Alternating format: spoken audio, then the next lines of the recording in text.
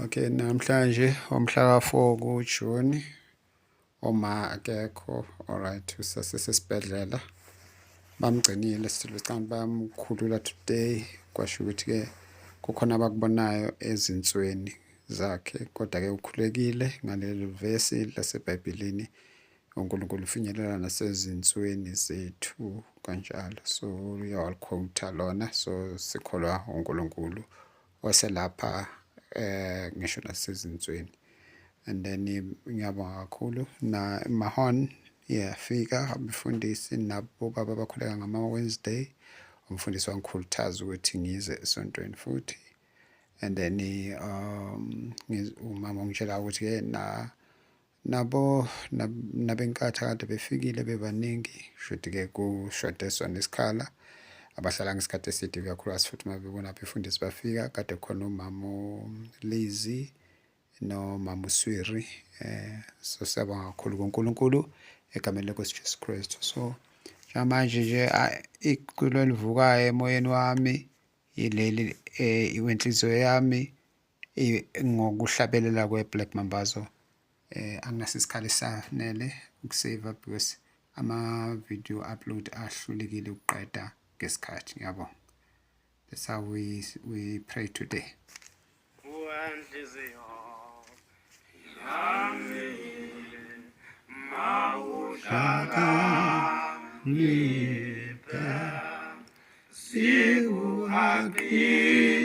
Zitha zakho zivukela wena zivukela wena lila uthandaze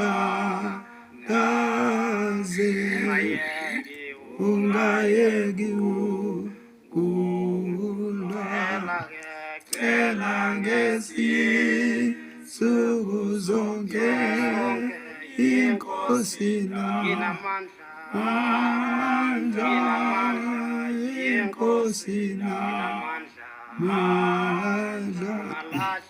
ungalahli wena izikhali zakho ekufeni uzoqeda umsebenzi wakho umsebenzi wakho linda uthandaze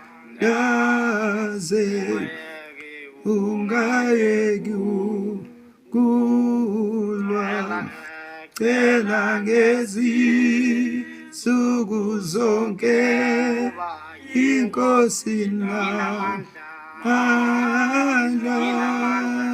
inkosi namandla ungalahli wena izikhali zakho ekufeni uzoqeda umsebenzi wakho umsebenzi wakho.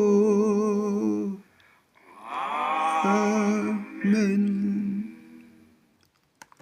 Alright, bese-ke ngifunda lelizwi ngiyazama ukuthola izwi elingahambisana nayo kodwa-ke ileli engilitholayo iHubo 61 ukucelela inkosi isibusiso kumholi wokuhlabelela ngogubhu elikaDavide yizwa Nkulunkulu ukukhala kwami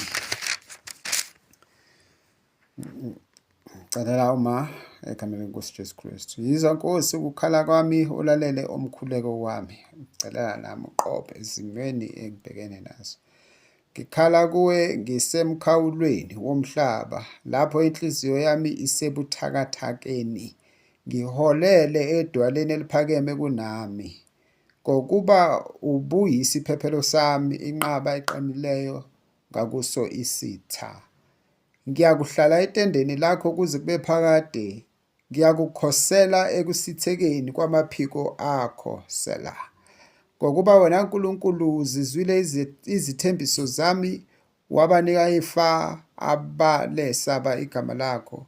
Uyakweleka ezinsukwini zenkosi, iminyaka yayo iyakuba njengezizukulwana nezizukulwane. Iyakuhlala phambi kukaNkulunkulu kuze kube phakade. Imisela umusa neqiniso ukuba kuyilondoloze. Khona ngiyakulidumisa igama lakho kuze kube phakade, ukuze ngigcwalise izethembiso zami imihla ngemihla. It's an intercessory psalm, ukukhulekela inkosi.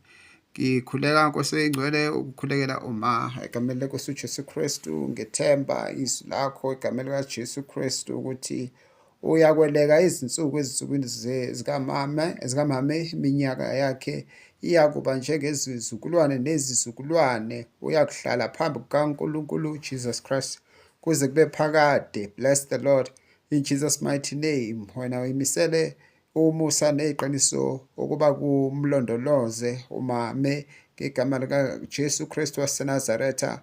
Khona ngiyakulidumisa igama lakho kuze kube phakade, ukuze ngigcwalise izithembiso zami imihla ngemihla. Egameni linamandla lenkosi uJesu Kristu, God, I pray according to this psalm in Jesus' mighty name, and as I intercede for my mother in Jesus' mighty name. Esesibhedlela, wena Nkulunkulu welapha izinso zakhe, welapha inhliziyo yakhe, welapha izibilini zakhe, uyamphumuza, welapha amalunga akhe. Nkosi engcwele igama likaJesu Kristu waseNazaretha, wena Nkulunkulu melaphi, singemivimbo kaKristu Jesu siphilisiwe. Uchithile konke ukufa nokugula konke ngegama likaJesu. Umsindisile umama ongizalayo ngegama likaJesu Kristu. Ulivikele nekhaya lakhe, ulivikela kuzitha zonke. Nkosi engcwele igama likaJesu, nakwabayengayo nabaqambimanga. Nkosi engcwele nabaluthayo umvikele Jesu. Ukukholwa kwakhe ukuvikele ngegama likaJesu Kristu waseNazaretha. She will finish her path in this salvation. She will cross the finishing line. Jesus will welcome her and say, "Welcome, faithful servant," in the name of